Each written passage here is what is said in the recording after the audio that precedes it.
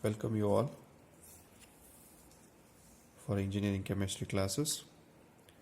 This is part 3, that is in a continuation of the part 1, part 2, and this is part 3, where I'm dealing with the third module, that is energy system, under which we already discussed about the fuels, determination of calorific value, and also we have discussed about knocking. Now I'm going to take you people with respect to power alcohol. So here power alcohol is a mixture of ethyl alcohol and a gasoline blend, where we call it as a power alcohol because ethyl alcohol is mixed with the gasoline, which is going to act as a fuel to generate energy. That's why it is called as a power alcohol. Here the absolute alcohol is mixed with either ether, benzene, etc. to get a proper fuel which can be used in internal combustion engine. Here we are using an ethyl alcohol as an additive to motor fuels to act as a fuel for IC engine. That's why it is called as a power alcohol. I repeat, ethyl alcohol is used as an additive to motor fuels to act as a fuel for IC engines. It is called as power alcohol. So let us discuss about the manufacture of ethyl alcohol.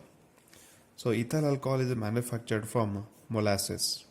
So molasses is a viscous semi-solid material which we left after crystallization of sugar from a sugarcane juice, where the molasses consists of 60 to 65% of sugar, that is sucrose itself, which is diluted with water to bring down the percentage of sucrose 60 to 65% to 12%. Then to this we are adding nutrients like ammonium sulfate and phosphate are added with an acid to bring down its pH 4 to 4.5, which is very much helpful for the fermentation process. Then to this we are adding an yeast, that is enzymes, and maintaining at 30 degrees centigrade. We are going to observe the following reactions, where the fructose is undergoing a reaction in presence of an yeast to get glucose and fructose, and further the glucose and fructose is being treated with the zymase. We are going to get an ethyl alcohol, and along with ethyl alcohol carbon dioxide is formed, where there is a formation of a froth. That's why it is called as a fermentation process. The total time required to manufacture ethyl alcohol is around about 36 to 38 hours sometimes, or the fermentation process is going to take around about 38 to 48 hours. From this process we are going to get a 20% of alcohol. Then this alcohol is going to be continuously fractional distillation, is subjected to fractional distillation, where I am going to get 90 to 94% of pure alcohol.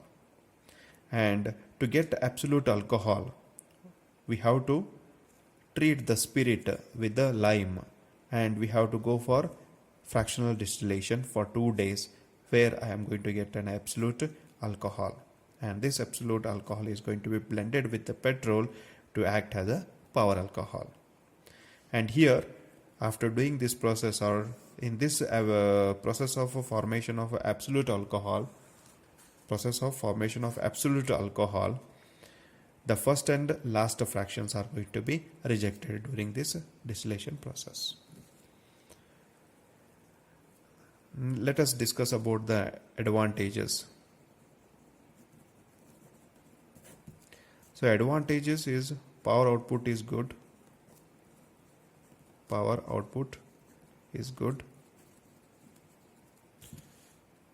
Then we can observe better anti-knocking property.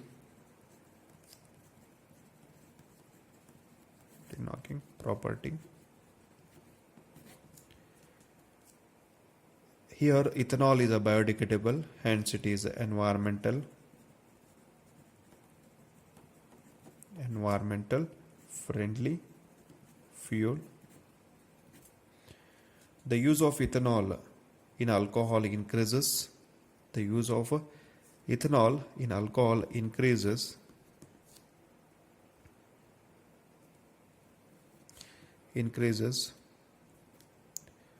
the oxygen content where a complete combustion is possible. It reduces carbon monoxide. It reduces carbon monoxide emission. Next, we'll discuss about unleaded petrol. We'll discuss about unleaded petrol.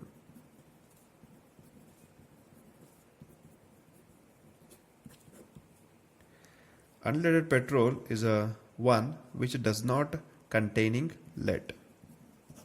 Which is not containing lead. That's why it is called as unleaded petrol. And here the octane number, that is efficiency of the combustion, that is nothing but octane number, can be increased by the addition of compounds like isopentane, ethyl benzene, isopropyl benzene, etc.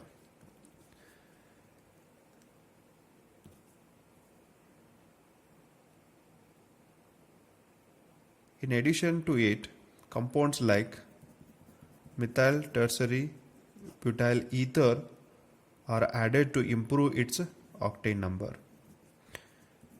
Increase or improve its octane number. Also, the oxygen of methyl tertiary butyl ether brings about complete combustion.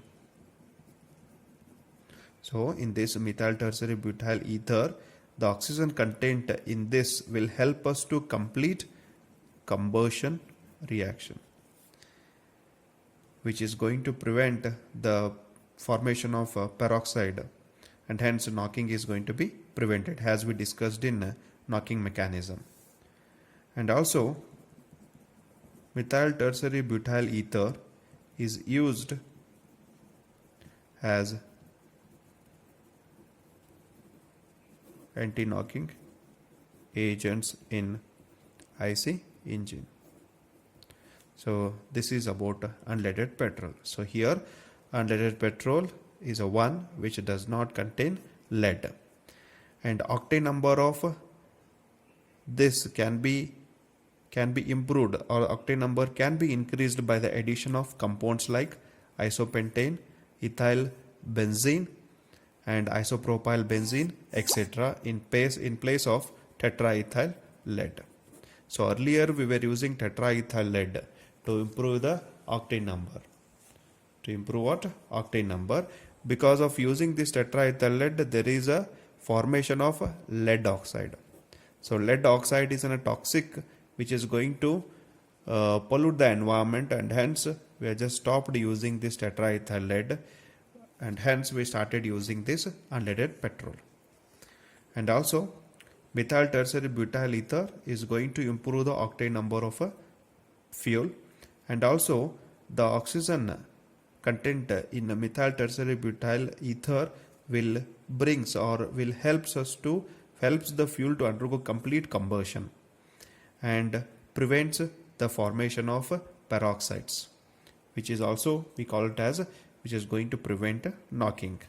And methyl tertiary butyl ether is also used as anti-knocking agents in IC engine where we must have catalytic converter. So this is all about unleaded petrol.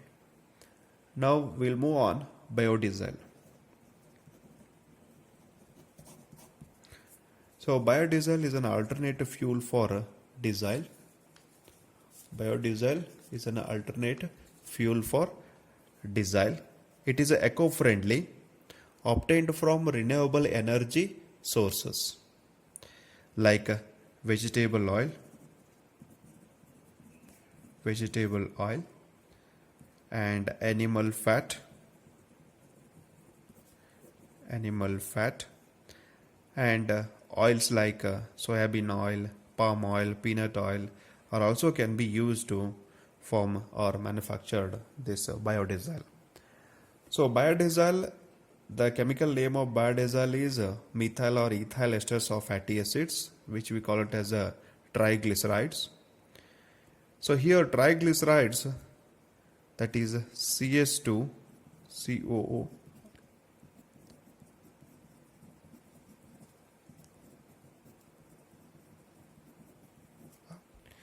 So here R1, R2, R3 are long chain fatty acids. When it is subjected to react with methanol or ethanol in presence of sodium hydroxide at 60 degrees centigrade, that is where sodium hydroxide is used as the catalyst, it's undergoing a trans-esterification reaction, and during this trans-esterification reaction the triglyceride is treated with the methanol or ethanol in the presence of sodium hydroxide, that is a base, to form the methyl or ethyl esters of fatty acids, that is R1, R2,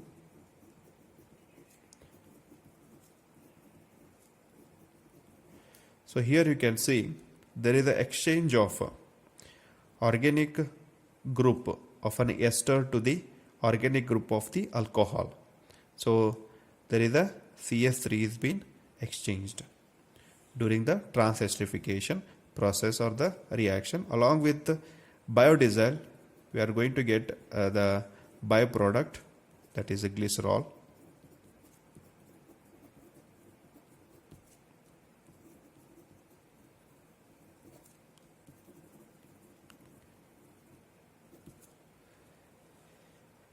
So one more important thing, before subjecting oil for trans-esterification or before using the vegetable oil or this is a soybean oil or anything, it is supposed to be trans-esterification to make it free from semi-solid soap, which is make it free from the fatty acids, where it is going to prevent the formation of semi-solid soap, or which affects the performance, because of which it affects the performance of engine as well as separation of glycerol from disyl layer.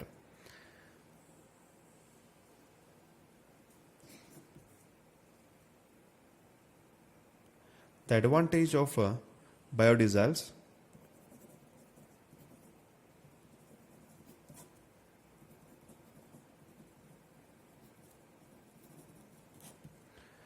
it is produced from renewable energy sources. It creates lot of self-employment. It creates lot of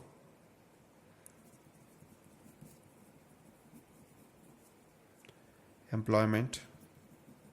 Creates lot of employment and encourages agriculture activity. It is eco-friendly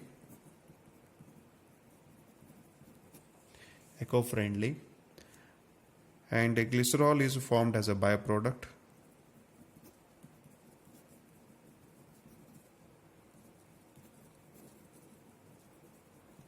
And used for various process, and it is a non-toxic, free from sulfur compound. So this much we need to write with respect to biodiesel. Next we move on to the fuel cell.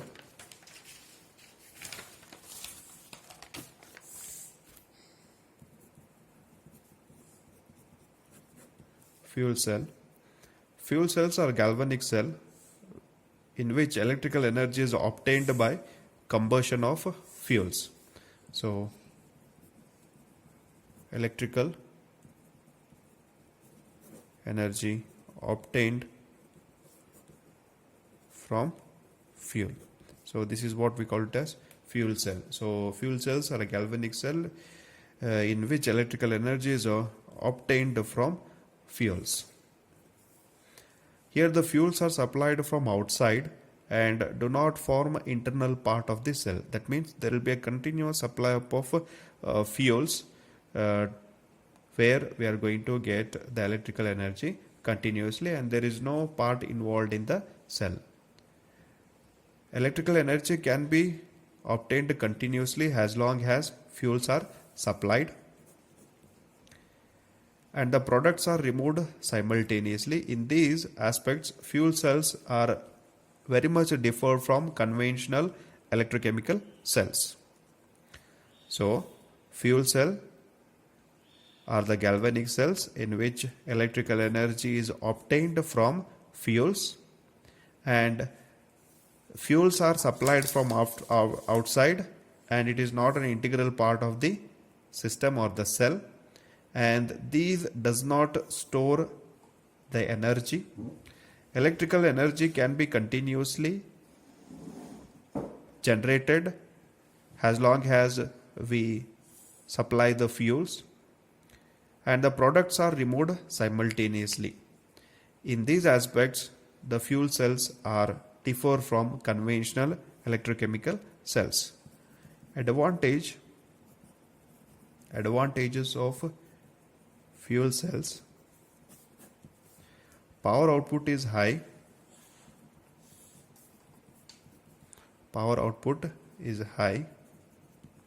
Do not pollute the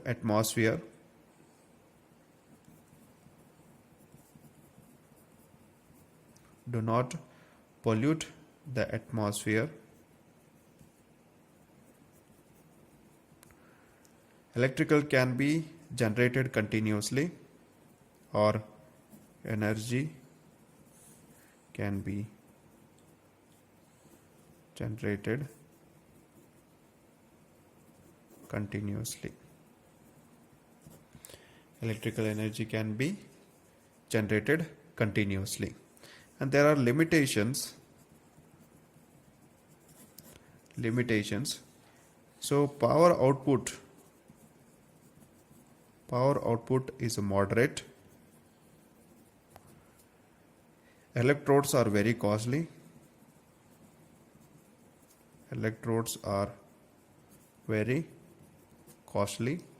Fuels to be stored in container.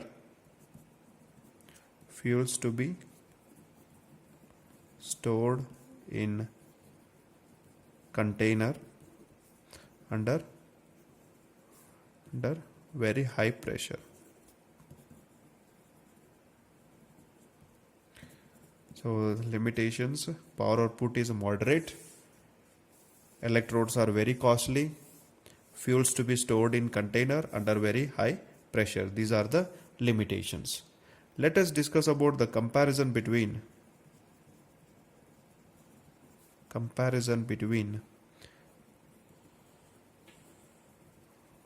conventional cell and fuel cell.